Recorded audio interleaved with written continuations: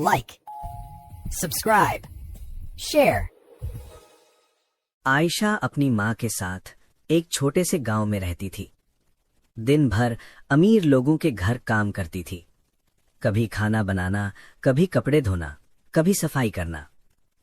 जो थोड़ी सी कमाई होती उसी से घर का खर्च और माँ की दवाइयां बड़ी मुश्किल से पूरी होती थीं। एक दिन गांव में एक अफवाह फैल गई कि जंगल के अंदर एक पुरानी जिन की हवेली है जहां बेहिसाब दौलत छुपी हुई है। मजबूरी ने आयशा को हिम्मत दी और वो उस हवेली की तरफ निकल पड़ती है।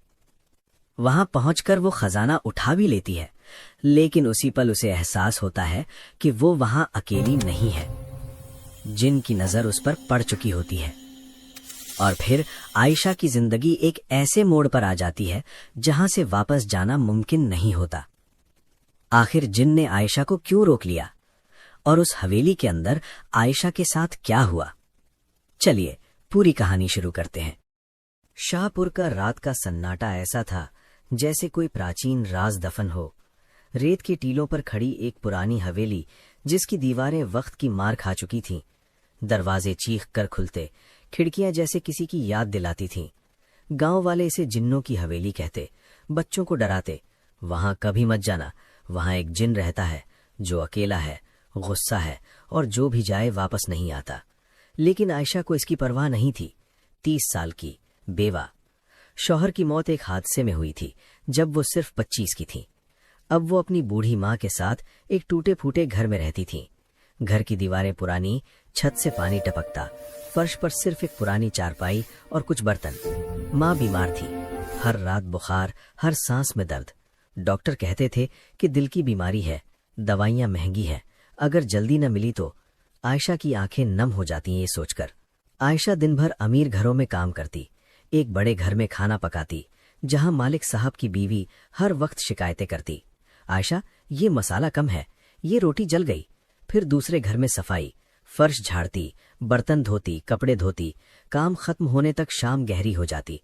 फिर थक कर पसीने में भीगी घर वापस आती। माँ की दवा, रोटी, चाय सब इसी की कमाई से। कमाई बस इतनी कि घर का खर्च और माँ की दवा मुश्किल से पूरी होती। रात को सोती तो सोचती कब तक ये जद्दोजहद। एक दिन गर्मी की शिद्दत इतनी ज्यादा थी जैसे आसमान से आग बरस रही हो। सूरज ने रेत को जलती भट्टी बना दिया था। आयशा ने अमीर घर में खाना पकाया, दाल, रोटी, सब्जी और फिर सफाई की। मालकिन ने कहा, जल्दी कर, आज देर हो गई। वो घर की तरफ चल दी। रास्ता वही, रेत के टीलों वाला, जहां पुराने खंडहर थे और वो हवेली खड़ी थी। प्यास इतनी शदीद थी कि गला जल रहा था। बोतल खाली थी। घर तक पहुंच जाऊंगी, वो सोच रही थी, लेकिन कदम लड़खड़ा रहे थे, आंखें धुंधला रही थीं, सर चकरा रहा था। हवेली का दरवाजा खुला था, जैसे दावत दे रहा हो, बस एक गिलास पानी। कोई तो होगा अंदर। वो अंदर चली गई। अंदर का माहौल ऐसा था जैसे वक्त रुक गया हो। दीवारें पुरानी, खिड़कियों से ठंडी हवा चल रही थी। फर्श पर गर्द की तहें, दीवारों पर मकड़ियों के जाले लटक रहे थे।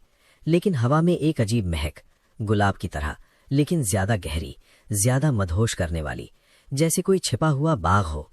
आयशा ने इधर उधर देखा। दिल में एक हल्की सी घबराहट थी, क्योंकि गांव की अफवाहें याद आ रही थीं। जिन्नों का बसेरा, कोई नहीं जाता वहां। लेकिन प्यास ने सब भुला दिया। एक बड़े हॉल में पहुंची जहां एक पुरानी लकड़ी की मेज थी। उस पर एक चांदी का जग, साफ ठंडा पानी से भरा। पास ही एक प्लेट में ताजा फल, रोटी और कुछ मीठा खाना, जैसे किसी ने अभी रखा हो। ये कैसे मुमकिन है? कोई तो रहता है यहाँ, शायद कोई मुसाफिर या तन्हा आदमी। प्यास ने मजबूर कर दिया। उसने जग उठाया और एक गिलास भरा, पानी पिया। ओह, पानी इतना मीठा था जैसे शहद मिला हो, लेकिन कुदरती तौर पर। एक घूंट ने उसकी प्यास बुझा दी। जिस्म में ठंडक फैल गई, थकावट दूर हो गई। वो हैरान थी, ऐसा पानी तो कभी नहीं पिया। फिर शर्मिंदगी हुई। वो धीमी आवाज में बोली, जो भी यहाँ रहता है, शुक्रिया, मैंने बिना इजाजत पानी पी लिया, माफ करना। अगर कोई देख रहा है तो अल्लाह आपको खुश रखे। और जल्दी से बाहर निकल आई। रास्ते में उसे लगा जैसे कोई पीछे से देख रहा है, लेकिन मुड़कर देखा तो कुछ नहीं। घर पहुंचकर आयशा ने माँ को सब बताया। माँ कमजोर आवाज में बोली, बेटी, वहां मत जाना, वो हवेली जिन्नों का बसेरा है। लोग कहते हैं वहां एक जिन रहता है जो इंसानों को फंसाता है। तेरे अब्बा भी कहते थे वहां से दूर रहना। आयशा ने हंसकर टाल दिया। माँ, ये सब अफवाहें हैं, मैं ठीक हूँ। देखो, आज थकावट भी कम है। लेकिन उस रात एक अजीब वाकया हुआ। माँ की दवाइयाँ खत्म हो चुकी थी। आयशा सोच रही थी कि कल बाजार से लाऊंगी, लेकिन सुबह उठी तो देखा अलमारी पर नई दवाइयों की बोतलें रखी हैं, बिल्कुल वही जो डॉक्टर ने लिखी थी, ताज़ा बंद पैकेट में। ये कैसे? आयशा हैरान। माँ ने देखकर कहा, बेटी, ये तो अल्लाह की मेहरबानी है। लेकिन आयशा मुस्कुरा दी। दिल में सोचा, शायद वो हवेली वाला मेरा प्यार। नहीं, क्या सोच रही हूं? लेकिन एक हल्की सी खुशी उसके चेहरे पर आ गई। अगले दिन भी काम सख्त था। अमीर घर में मालकिन ने और काम डाल दिया। आयशा, आज मेहमान आ रहे हैं, ज्यादा खाना पकाओ। वो थक गई। वापसी पर प्यास लगी, हवेली याद आई। बस एक बार और। वो अंदर गई। माहौल वही, लेकिन अब थोड़ा साफ लग रहा था। मेज पर फिर जग, पानी और खाना। इस बार गरम सालन और रोटी। उसने पानी पिया, खाना खाया। मजा ऐसा कि घर का खाना फीका लगे। खा पीकर वो बोली, शुक्रिया, जो भी हो, तुम्हारा एहसान है। अल्लाह तुम्हें खुश रखे। घर पहुंची तो फिर मौजज़ा। माँ की हालत बेहतर थी और अलमारी में नई रोटी और फल रखे थे। आयशा मुस्कुरा दी। मेरा प्यार ये कर रहा है, वो नामालूम दोस्त। तीसरे दिन उसने देखा कि हवेली में बर्तन गंदे पड़े हैं। सोचा, बदले में कुछ कर दूं। वो बर्तन धोने लगी, फर्श साफ किया, मकड़ियों के जाले हटाए। काम करते हुए उसे लगा कोई देख रहा है। एक हल्की सी हवा चली, जैसे कोई मुस्कुरा रहा हो। काम खत्म करके बोली, शुक्रिया, और ये काम तुम्हारे लिए। अगर कोई है तो बात करो कभी।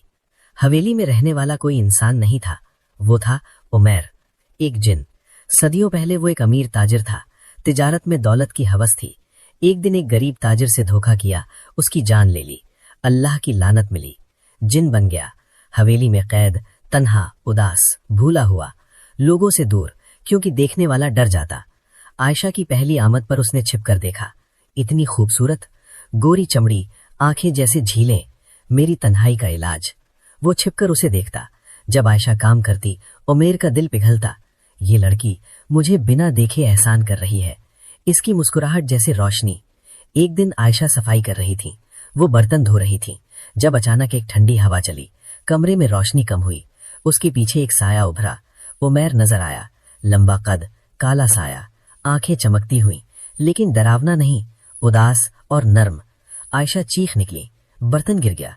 डरो मत आयशा। उसकी आवाज गहरी मगर मीठी थी, जैसे कोई पुरानी याद। मैं उमैर हूं, ये हवेली मेरी है। तेरी मेहरबानी ने मुझे जगाया। तेरी खुशबू, तेरी मुस्कुराहट, सब ने मुझे जिंदा किया। आयशा कांपती हुई पीछे हटी। तुम जिन हो? गांव वाले कहते हैं। उमैर ने उदास मुस्कुराहट दी। हाँ, जिन हूं, लेकिन बुरा नहीं। मैं पहले इंसान था, तिजारत करता था। एक गलती की, लानत मिली। अब यहां कैद हूं, तन्हा। सदियां गुजर गईं, लेकिन तूने मुझे उम्मीद दी। तेरे लिए पानी, खाना, सब मैंने रखा। तेरी माँ की दवाइयां भी मैंने पहुंचाई, जादू से। आयशा हैरान, दवाइयां? तुमने? फिर मुस्कुरा दी।